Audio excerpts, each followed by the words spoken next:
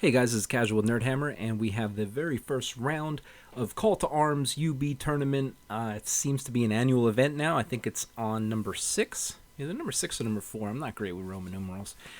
So here we have, I matched up against Sam, and Sam and I have played the first round of It's Always Sunny tournament, Always Sunny 2 tournament on UB about this time last year, and we were matched up. It would be funny if it was like to the day. We played our game 1 year apart. Anyway, I matched up against Sam. He's playing Forces of Abyss. I really like this list. I think this is pretty strong. Something that I would definitely play myself. He has 2 troops of gargoyles. He has 2 regiments of flame bearers and 2 troops. Flame bearers are excellent. Infantry shooting is definitely pretty popular these days. Oathbreakers, the new unit that was in the Clash of Kings update. Really slick little unit. I'm excited to see how they work. Only 12 attacks, but they hit on 3s with Crush 1. He does have a Bane chant in here, so they can probably put some heat on. And they're Fearless 17, not bad. And they rally anybody that's an infantry unit. So that would be the Flame Bearers, and then the lower Abyssal that you'll see down the road here. He has the Molochs. Yep, that's a great unit. I'm a big fan of Molochs. He has a Sacrificial Imp on him, and he also has Brutal, which is pretty important. Brutal is a great spell. So he's a Freet here with the Dragonkind item. I'm trying to think what this actually does. I think it adds to the Fireball. I think it makes it either Fireball 21 or Fireball 18. Anyway, Manifestation of Baal, another great character. Zuzu, the Betrayer, is in the list. A very interesting character. The whole betrayal thing where you can add to your Lightning Bolt or Bane Chant roll by doing wounds to another unit. I think it's pretty slick, neat little combo. And then lower Abyssals for the formation, which Sam actually forgot to use. When the Horde or the Regiment blow up, they actually do wounds, kind of like the Talisman of, or Crystal Talisman of whatever. So, and then he has a Despoiler Champion as part of the formation also. My list, I am playing the Green Lady. I love the Green Lady. I love the updates. I love Knights. I'm all in on the Green Lady probably for the rest of this season. I am sitting in 10th for Masters in the Mid-Atlantic. I got a couple GTs coming up. I'm really hoping I can make it. Because I really want to go out to Washington in July for Masters. So let's see if it happens. We got a Horde of Ensnares with Hammer to Measure Force. Really like that unit to sit in the woods. I have Veil of Shadows in this list, so I can give them some stealthy too. And I have 2 regiments of Naiad Hardpierces. Like I said, regiment shooting is pretty awesome. I have 3 units of Order of Redemption Knights. I love Knights. I love these Knights. I think they might be the best Knights in the game. I put Helm of the Drunken Ram on one of the Knights, and that's one of the best items in the game. Don't let anyone else tell you otherwise. It's fantastic. Brew of Strength just so that I can grind, and then Caterpillar just so that they can hit. I do have an Order of Forsaken, a horde of Order of Forsaken, and why not spend all the money? They give them Nimble and the Veil of Sacred Water for a sweet 300 points. I'm still debating on Wine of Elvenkind. It's really nice to have a big flying unit like that that's nimble, especially for flyovers. You don't want to get shot in the face by me, but you also don't want to be taking charges, and you definitely don't want these guys in behind your lines. So it just adds another element, another layer to this list. Pegasus, because they are awesome. I wish I could run 20. Unicorn, I have wings on the Unicorn. I replace heal with Lightning Bolt, and I drop the Veil of Shadows, basically for the popularity of shooting. And not having a heal, that's okay. Got the Avatar of the Green Lady with the heal 6. She does have a sweet little ability called Balance. She can either do Cloak of Death or what's the other one? Oh shit, Radiance of Life, yeah. And then Champion of the Green Lady rounding out the list. Individual with 7 attacks, 3. I mean, it's regen 4 on defense 5 with Strider. Also provides rallying to Sacred Water units, which is everybody except the Naiads and the Beasts. So that's the lists, and we roll up, and it is raised for round 1. So here is deployment. As you see, I'm not going to name all the units. We'll just we'll discover them as we go. It'll save a little bit of time on the video. So turn 1 does go to Sam, and he moves up like such. Excuse me. So he moves up, and I don't think he can take any shots this turn, so he positions as he does. Just moving his whole lines up. He's looking for shots out of his flame bearers. Gargoyles are tucked in behind so that they can chaff, and he gets the leadership point of the Despoiler Champion on the hill so that he'll be able to see. And Manifestation of Baal flies over here, protecting the flank and pushing forward.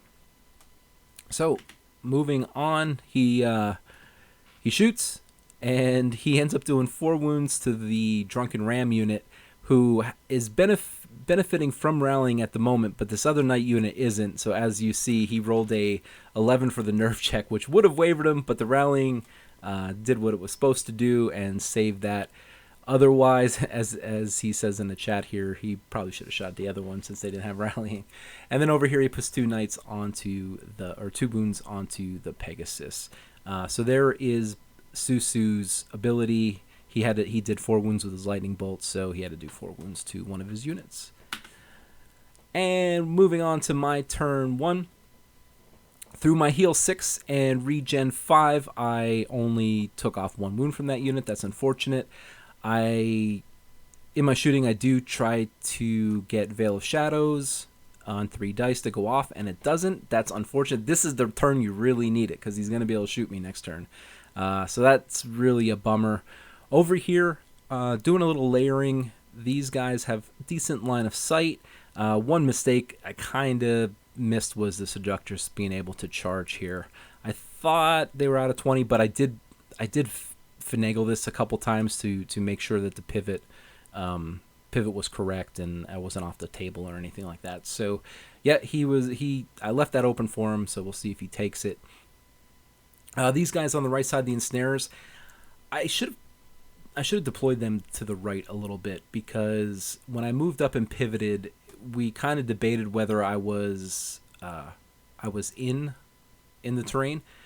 So we diced it, and I lost the dice off, so they're not going to be getting any cover from some of the shooting. So he has, a decent lightning bolt here on the manifestation. He has 15 shots with the Ifrit, actually much more shots with the Ifrit for fireball, but he does have to get within range, and it's a short range. And then he has the fireballs from these guys. So they're going to have to endure some shooting. I don't really have a good plan. If I can somehow get the Avatar of the Green Lady over this way at some point, I might be able to dose a heal on there, throw a heal on there. They are also regen 4, so hopefully I'm just hoping for some regen, because I don't have Inspiring over here, and it's going to take me a little time to get it there if I need it. So that is my movement. I think I go to shooting. I do 9 wounds on the Oathbreakers, and I only roll a 6 to pop them, which isn't enough because they are Fearless 17, and that's unfortunate, but 9 wounds is pretty decent. 4s, and I think I was on 4s and 3s. Yeah, because they're defense 4 on Pierce 1. So 4s and 3s to do 9, that's pretty good. That's actually, that's pretty good.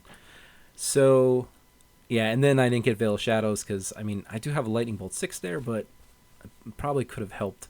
I was a little bit more concerned with defense, but I need to start doing math here. I'm still pretty fresh with Green Lady. I only got about 10 games under my belt, so the maths, I got to make sure I'm on my math game. So yeah, that looks like the end of my turn. And so we go to his turn 2. He makes some charges. He's bringing the gargoyles out to chaff. In the center, I'm not too concerned. There's really nothing to threaten once I pop those gargoyles. Like if he had something, up here where he's going to be able to get the charge the next turn, I don't mind. I think he used these guys just about a turn too early. Although I closed pretty quickly, and I don't know. Tough call there. And this is the Seductress goes into these guys. It's kind of unfortunate. She has like 5 attacks, 4s and 3s on these 4s and 3s, 4s and 4s maybe, 3s and 4s. Sorry, 3s and 4s. The possibility of like not doing a wound there, it's kind of real, and giving those guys a fly past her would be pretty nice. So that's that. He regens 4 wounds off of the Oathbreakers on regen 5. What can you do? Regen is good. So here's my counters on 2. So I think he did like 1 wound here, 1 wound there, maybe 2. I think he did 2 wounds here with the gargoyles. This is probably before my regens. And he did 8 wounds to my in shooting over here on these guys. So my counters, I end up taking my Pegasus into the Ifrit. I thought, maybe I get lucky. At least it can shut down a lot of fireballs there that kind of hurt her. So it's going to force more shooting there, and it's just trying to buy me some time. And I end up, I don't know if these guys, I don't think they wavered this first time. They may have wavered this first time, and I just pivoted them, trying to get completely into woods, and then or completely into the terrain, and we were good with it. It was, I'm going to get cover there. So on this side, I just got to go back into the gargoyles. I have to go back into the seductress. Maybe I pop her. That would be really nice to free that unit up. Over here, when he moved the Molochs up, the champion was actually in their flank, and he didn't ask me to like pivot her to see if like even when I get my free pivot, if I would still be in the front or the flank. And it's just, this is the thing with UB, and we're texting to each other because there's a language barrier. He's from Spain, I'm from the United States. So it's just, doing UB through text, there's definitely some things that get missed. But this was one that we had talked about afterwards, and he said, I should have told you what my intent was there. And yeah, I agree. It was pretty obvious when I pivoted, though, that it was there. I mean, if I don't charge, I probably just set him over here to kind of chaff up the Molochs. I probably just keep him an inch away anyway. I don't know if it changes a whole lot on this side either way, because I only did like 3 wounds to the Molochs. With the champion. I do end up clearing this unit, as you'll see in the next one, and I do end up clearing the gargoyles. And over here, I don't do a wound to the Ifrit, so he's going to be able to back up and shoot me, whatever he wants to do. I mean, he got free reign there. So there is my shooting. I do 4 more wounds to these guys. They're up to 9 again. I roll an 11 the first time to pop them, but then on the re-roll, I don't get enough. So, yeah, these oath breakers were a pain in my ass the whole game. So yeah, that's me. His turn, his movement. His center is now starting to push up. I think this is before his oath breakers move. Yeah, his oath breakers also move up. They regen 5 this time, so they have now regen 9 wounds total. Yeah, that's brutal. Regen 5 is awesome. So yeah, the Ifrit pops over here. He's going to shoot. These guys are going to end up shooting off the Pegasus.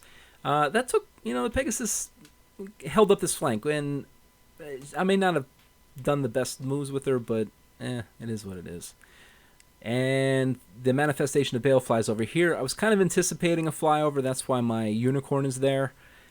But, there's not much I can do. I'm really just trying to delay on this side while I can kind of defend and protect. Defend this side and get these markers is the goal.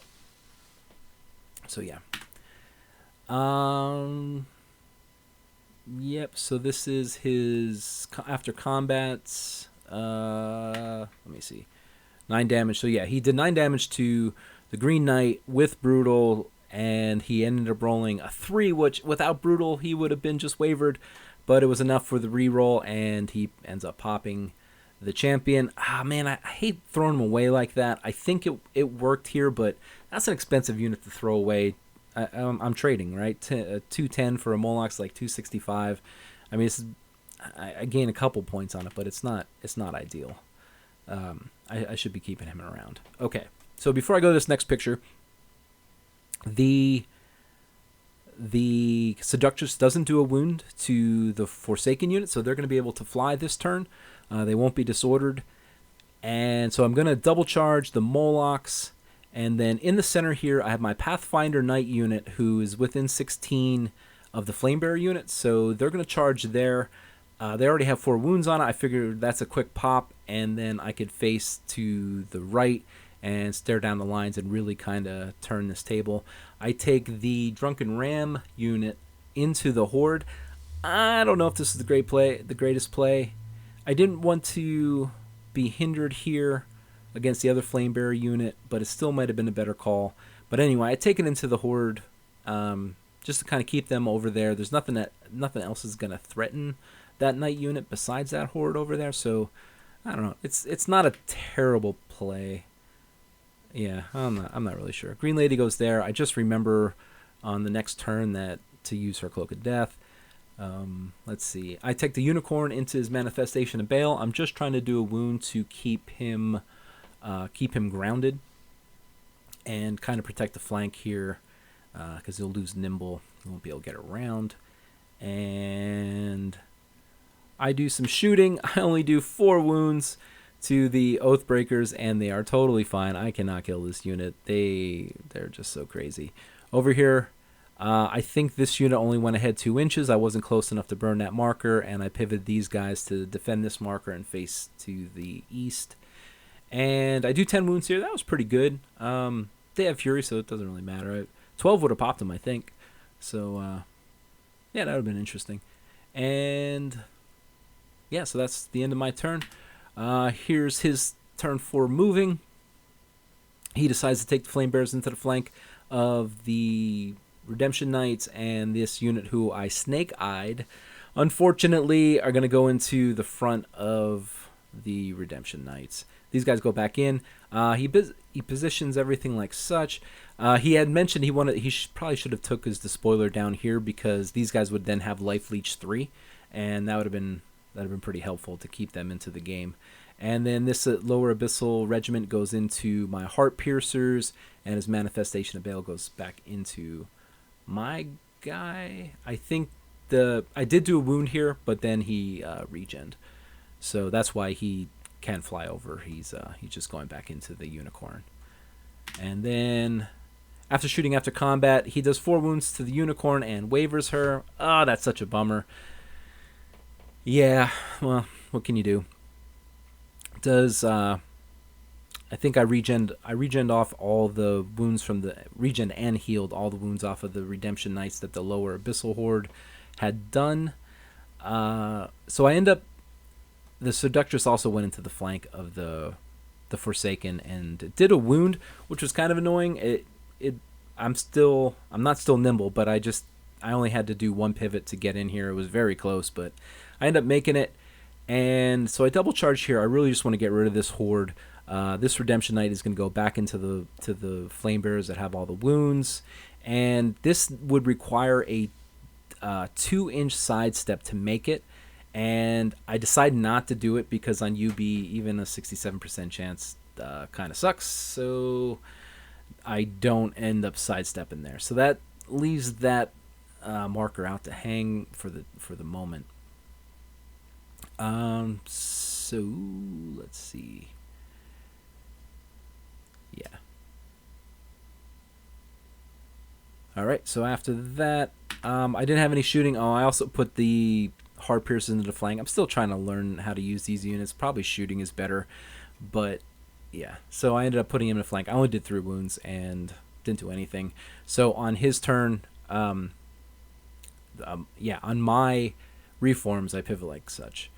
And these guys, I really didn't know exactly what to do. I pivoted them this way. I kept Zusu in the front, and in case he wanted to charge, then we're going to fight it out there. If he doesn't, I'm going to fly over and burn this marker. It was the plan. So when he moved Zuzu, he moved him here. They're going to do a bunch of lightning bolts. They're trying to get this unit dead. These guys put their backs to the knights because they want to try to kill this unit on the hill, which is a very important unit at this point. And they only end up doing like 7 wounds to them, I think, total with all his shots. But it was enough to. Then he did waver them. I passed a headstrong roll, and so I make my charges. And this Despoiler Champion, because of this waiver, I should have backed up to keep these guys with Inspiring. Where I put my champion, it just was a poor play. These guys need Inspiring. They didn't get it. Heave charges the flank, ends up popping that unit. And we go to his turn 5. Or that was his turn 5, sorry. And then we're going into my 5. I end up flying over to burn that token with the Order of the Forsaken. I slide this unit up because if these guys charge, they're still 3 inches away. or they're still further than 3 inches away. If he wants to go there, so I'm trying to defend that token. These guys are going into the rear here. I'm not sure how I'm going to reform them. I should have reformed them looking north, but I don't think I do. I think I ended up going ahead d6, and that wasn't the greatest play. It would have given me options if I did it differently. So these guys, Drunken Ram, go off the hill into these flame bearers, and they'll make short work of them. So yeah, after combat, I wasn't really sure what to do with the reforms. This is going in his turn 6, but with the reform, I ended up facing this way because this lightning bolt ended up wavering these guys on my turn. So let me go back there. I lightning bolt here. I end up wavering these guys, and so that made me realize that this unicorn is probably pretty safe to fly over and get that. Only the Ifrit would have its shots. Yeah, so that's what I decided to do. That's why I decided to turn these guys back to the center so that I can contest this marker in the later rounds. Yep. So then after this is his 5 shooting. Yeah, because then I've reformed. Yeah, so this is after his turn 5. He ends up charging here, and he kills the Redemption Knights and is able to overrun. I think that's in the next picture onto this marker.